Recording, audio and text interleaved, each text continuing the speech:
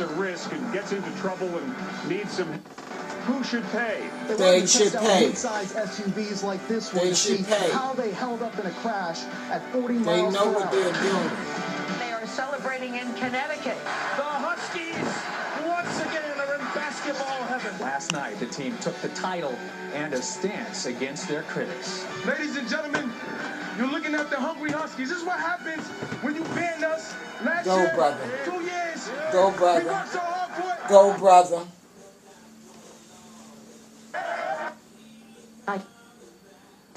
By Panera Bread.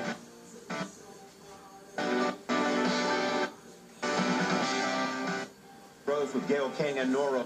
A severe storm system is being blamed for 2 deaths in the south. The region was pounded yesterday by rain, violent winds, and tornadoes. Warm weather is headed north this morning, but another round of potentially dangerous storms threatens the Atlantic coast. Vicente Arenas is in Belhaven, North Carolina, an area hit by at least 2 tornadoes. Vicente. Good morning. You can see some of the damage that was left by the storm that tore through here yesterday afternoon.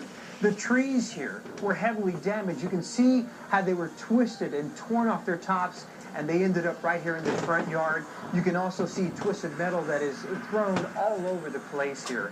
The tornado was caught on tape yesterday as it moved through Belhaven, North Carolina. You can see this home video that was taken of that twister. This morning, we also went around the area and surveyed some of the damage. We found a foundation of what was once a home. A man told us that there was once a house there. It was blown to pieces by the tornado. We also got some video of a van that was upside down and a car right next to it that was also damaged. And then we also saw some video of a staircase that was just pushed up against a tree. It was the most awkward scene. These are some of the images that we're seeing around Belhaven this morning. And all morning we've been seeing people come up and down the roads here checking out the damage. But at least this morning they to normal, but the people here have a lot of cleaning up to do. Nora. All right, Vicente, thank you. And stormy weather rained out yesterday's practice round at the Masters Golf Tournament. It's the first time that has happened 11 years. Meteorologist Megan Glaros of CBS station WBBM has a look at what's coming today. Megan, good morning.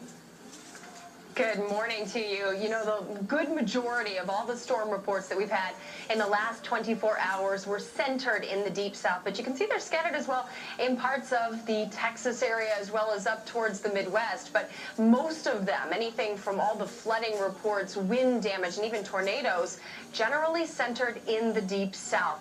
Storm system was at its most ferocious, pushing eastward. There is the possibility of some isolated strong to severe storms today in Florida as the tail end of the system continues to push off the east coast. What we see in terms of the rest of the day today is that it will finally begin to feel like spring with temperatures in the 50s and 60s across much of the east. By the way, next week, unfortunately, colder than average, Charlie.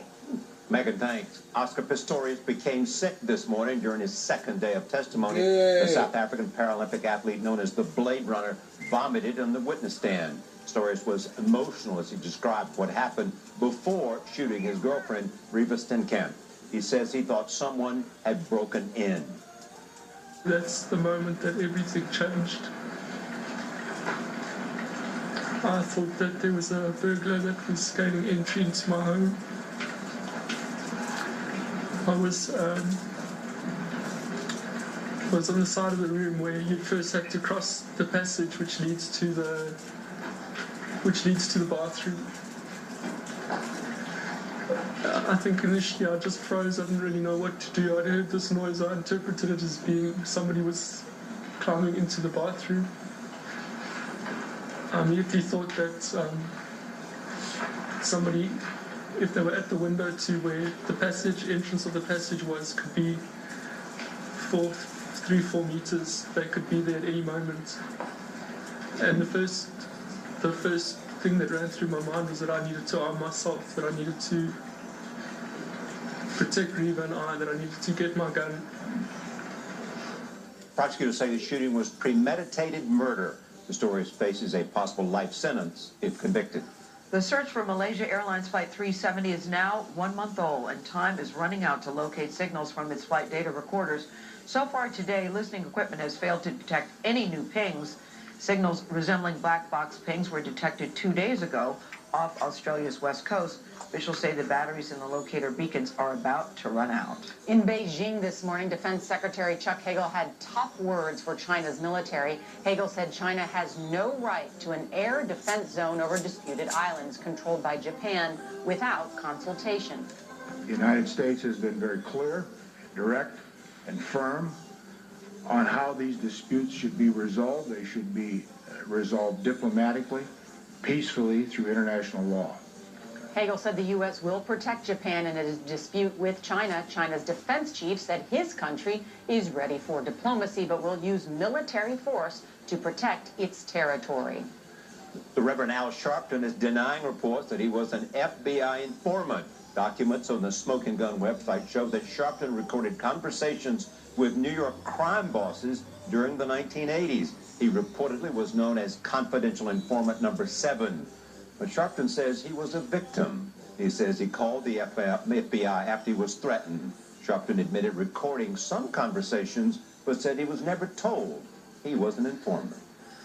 For the fourth time in the University of Connecticut's NCAA men's basketball, they are champions. The Huskies beat Kentucky 60-54 last night in the final game. Yay! It was an unexpected championship matchup. Connecticut was the 7th seed and Kentucky was number 8. The Huskies, you may recall, were banned from last year's tournament for academic reasons. Congratulations to them. And after the game, the UConn campus erupted. Street lights and windows were broken during the celebration. At least 30 people were arrested, but no serious injuries are reported. Husky fans get another chance to celebrate tonight because UConn plays Notre Dame for the women's national title. That'd be great if it's 2 for 2. I wish people could learn how to celebrate, guys, without breaking stuff. I agree. There has to be a better way. Yes. It has to be. I have some suggestions, but nobody asked me. It's now 8:08. Time now to check your local weather. Good morning. There's a bit of a temperature spread across the Commonwealth from the lower 50s to even the upper 60s. So what's going on here? A cold front. It's starting to make its way through central Virginia. Most of the rain, though, you can see is pushed offshore now. Kristen?